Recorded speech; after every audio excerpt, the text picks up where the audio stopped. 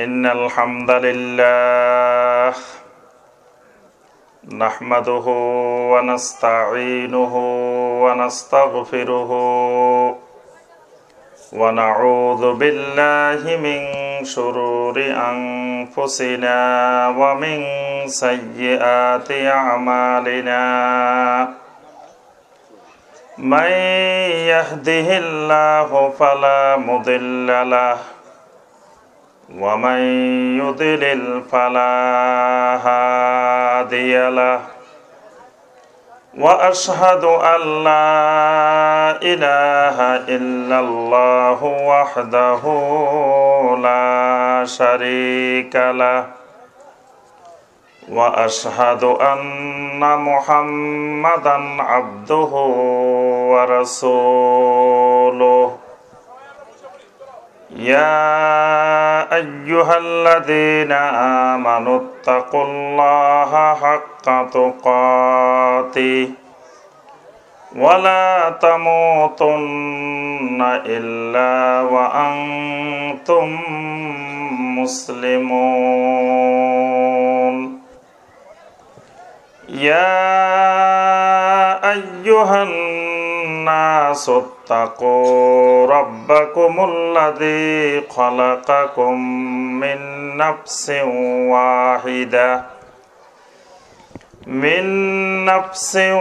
واحدة وخلق منها زوجها وبث منهما رجالا كثيرا ونساء واتقوا الله الذي تساءلون به والأرحام إن الله كان عليكم رقيبا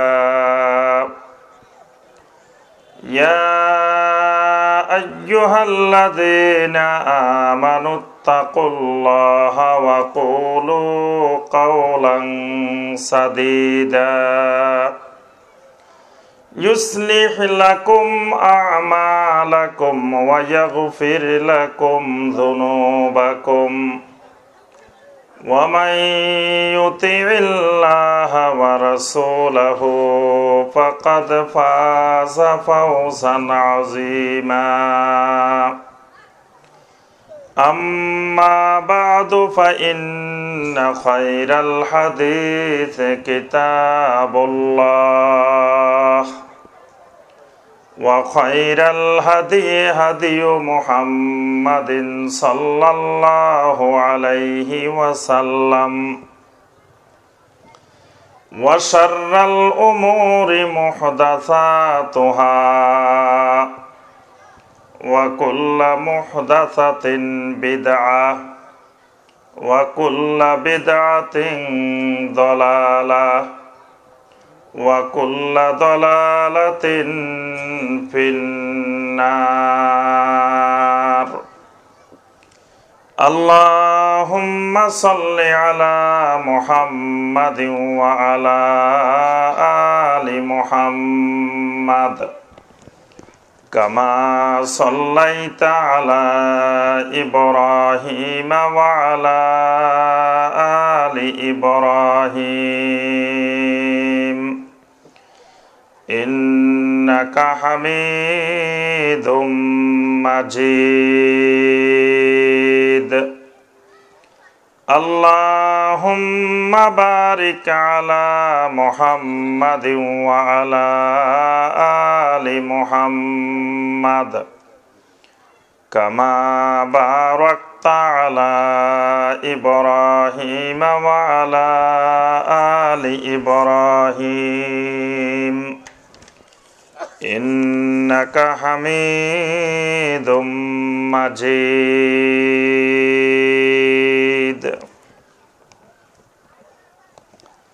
ঢাকা মহানগরীর খিলগাঁও থানার অন্তর্গত নাসিরাবাদ দক্ষিণ আদর্শপাড়া বাইতুল হুদা জামে মসজিদের উন্নয়ন কল্পে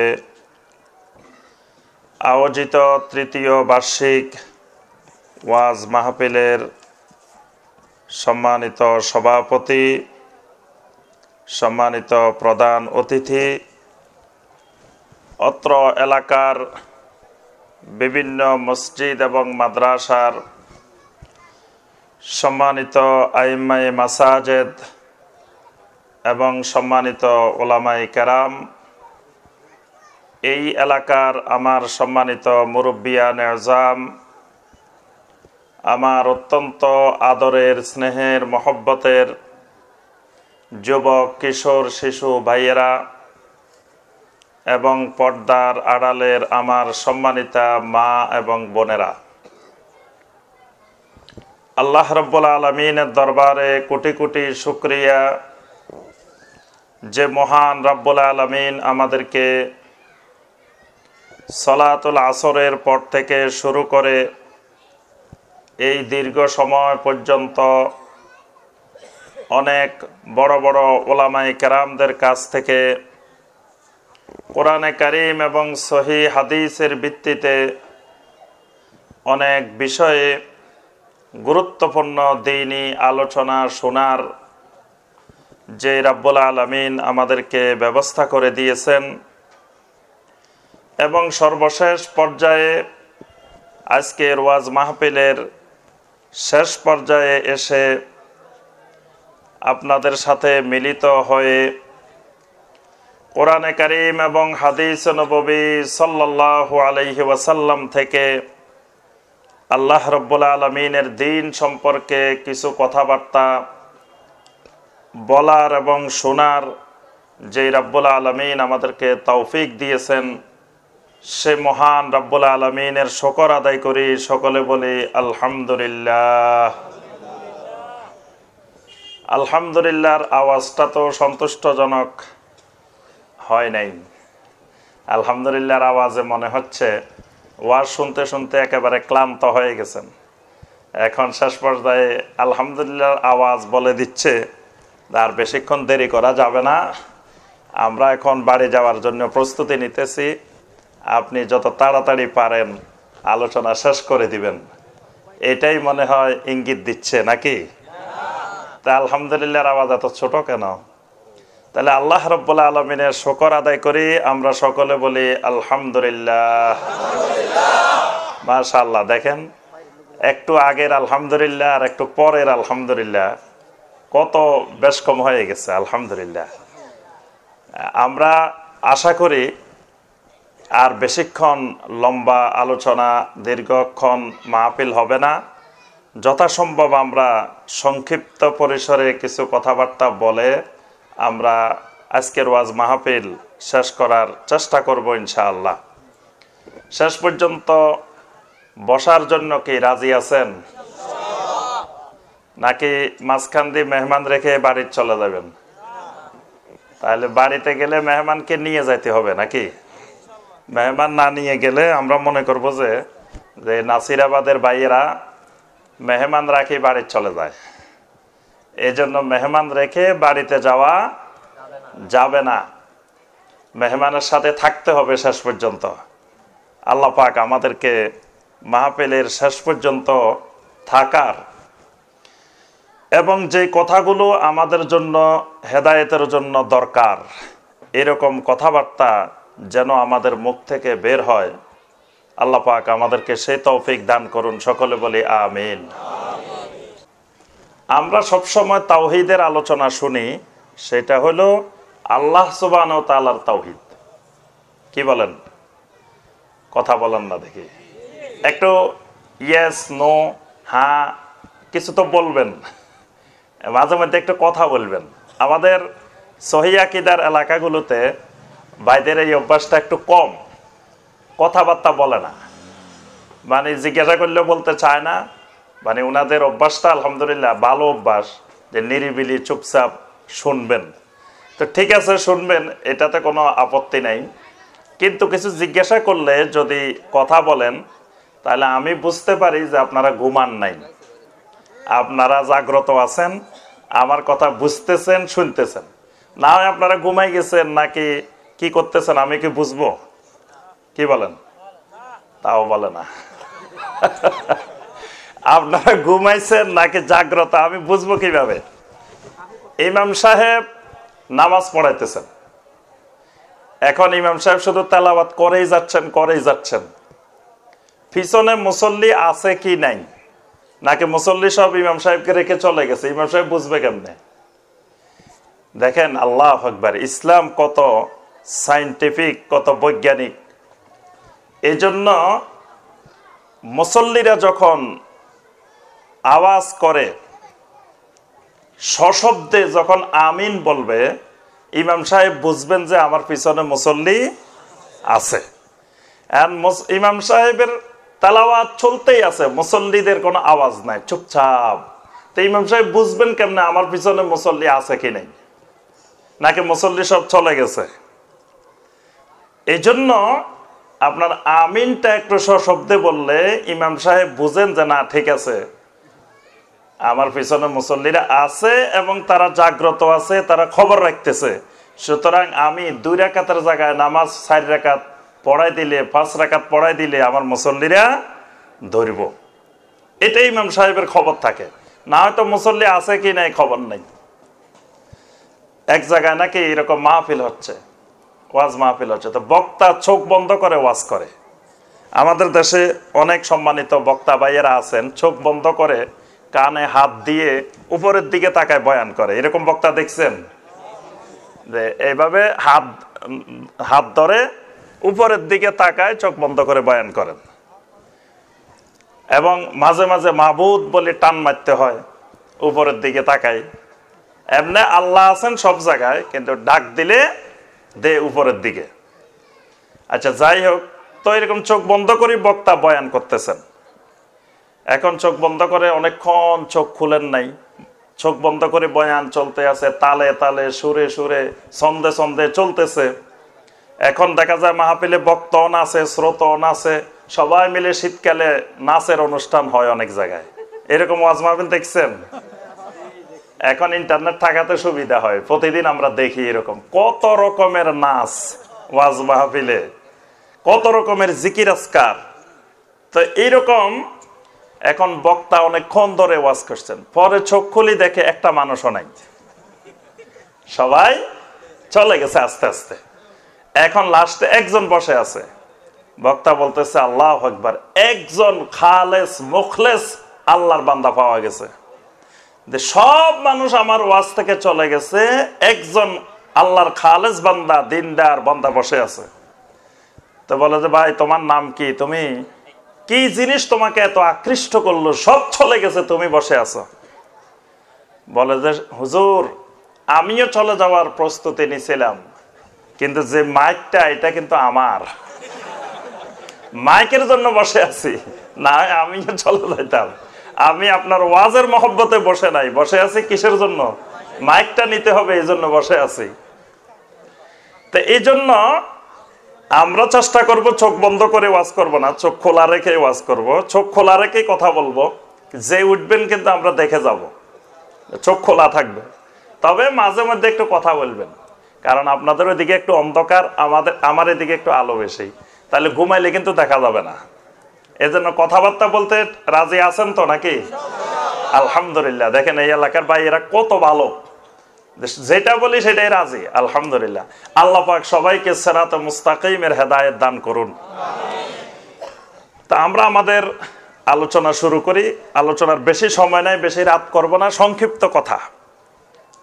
আপনাদেরকে যেটা জিজ্ঞাসা করব সেটা বলবেন। আচ্ছা, ইসলামের আরকান, আরকানুল ইসলাম কয়টা? ইসলামের আরকান, আরকানুল ইসলাম যেটাকে বলা হয়, আরকানুল ইসলাম কয়টি?